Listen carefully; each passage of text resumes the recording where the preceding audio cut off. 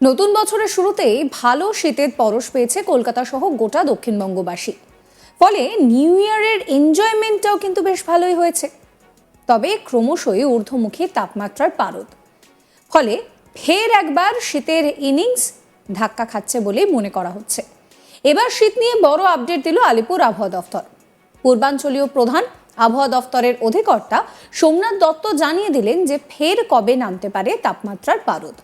রবিবার 5ই জানুয়ারি শহর কলকাতা এবং পার্শ্ববর্তী এলাকায় দিনের সর্বনিম্ন তাপমাত্রা 16 ডিগ্রি সেলসিয়াসের কাছাকাছি ঘোরাফেরা করবে, যা স্বাভাবিকের থেকে 2 ডিগ্রি সেলসিয়াস বেশি। পরিসংখ্যান বলছে শুক্রবারের চেয়ে শনিবার এবং শনিবারের চেয়ে রবিবার ক্রমশই ঊর্ধ্বমুখী সর্বনিম্ন তাপমাত্রা।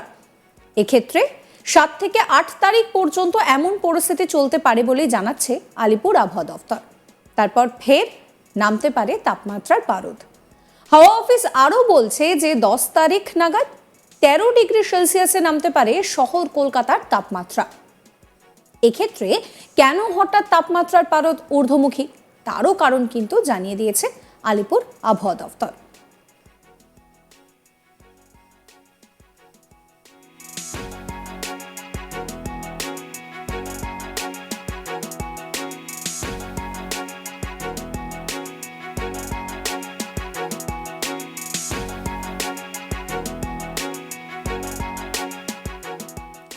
আপনাদেরকে শোনাবো আবহাওয়াবিদ সোমনাথ দত্ত ঠিক কি বলছেন এই নিয়ে।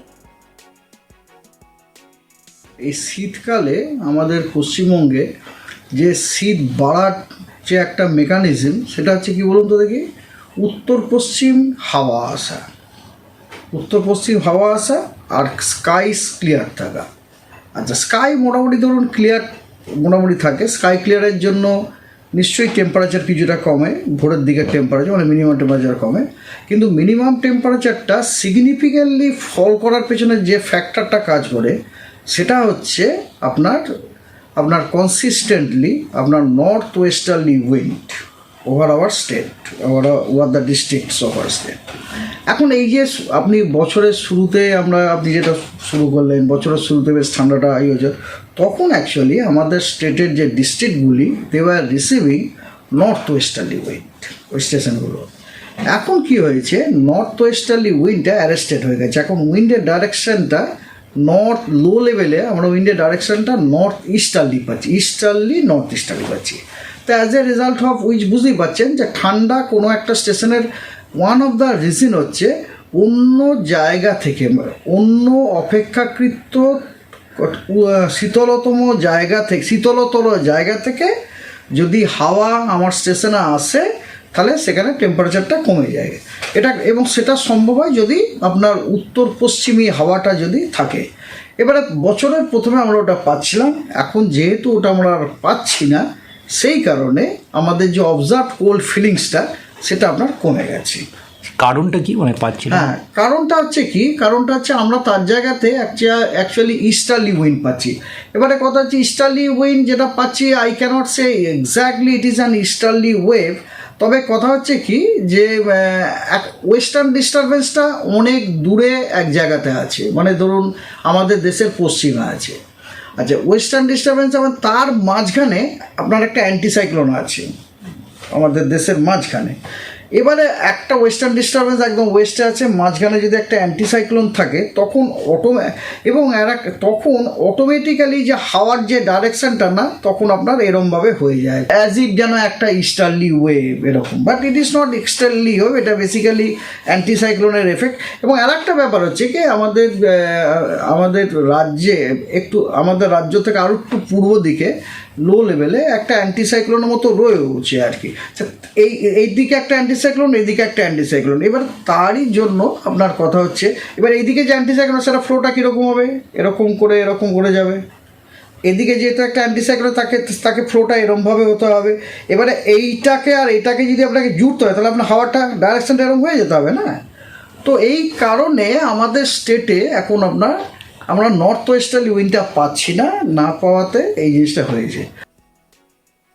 আলিপুর আবহাওয়া দফতর আরও জানাচ্ছে যে আপাতত 6 জানুয়ারি পর্যন্ত রাজ্যে কোথাও বৃষ্টিপাত বা তুষারপাতের সেরকম কোনো সম্ভাবনা নেই। 7 তারিখ বিক্ষিপ্তভাবে উত্তরবঙ্গের কোথাও হতে পারে বৃষ্টিপাত। পাশাপাশি দার্জিলিংয়ে কিছুটা তুষারপাতেরও সম্ভাবনা রয়েছে।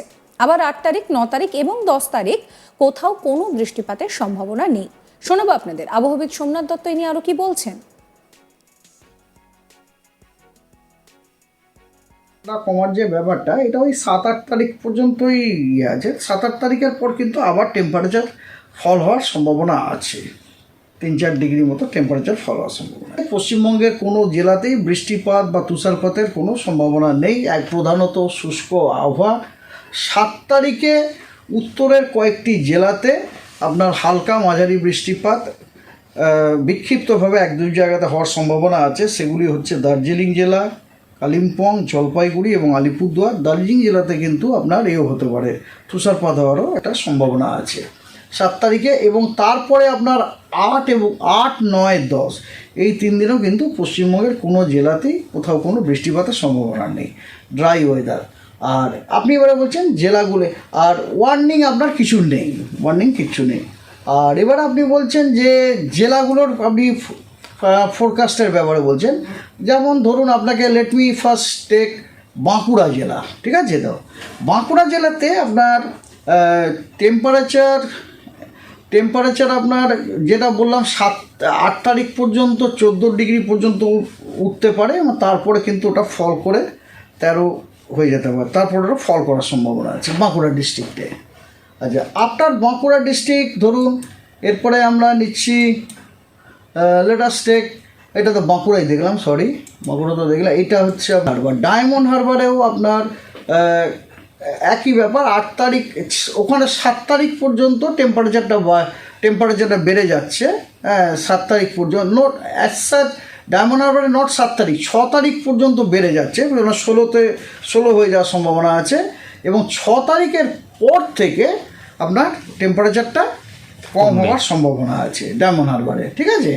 লেটাস টেক আবার কলকাতা, আমাদের কলকাতা আলিপুরেও আপনার টেম্পারেচার 6 তারিখ পর্যন্ত বাড়ার সম্ভাবনা আছে, দেন 16 তারপর থেকে ওটা কমে যাওয়ার সম্ভাবনা যেমন কমে গিয়ে ওটা 10 তারিখ নাগাদ 13 ডিগ্রি হওয়ার সম্ভাবনা আছে। তো এই হলো ব্যাপার আর কি। আর দমদমেরও আপনার তাই 6 তারিখ পর্যন্ত টেম্পারেচারটা বাড়ছে, হচ্ছে বাড়া, তারপর ওটা কমে যাওয়ার সম্ভাবনা আছে এবং আলটিমেটলি 10 তারিখ নাগাদ ওটা 12 ডিগ্রি হওয়ার সম্ভাবনা আছে।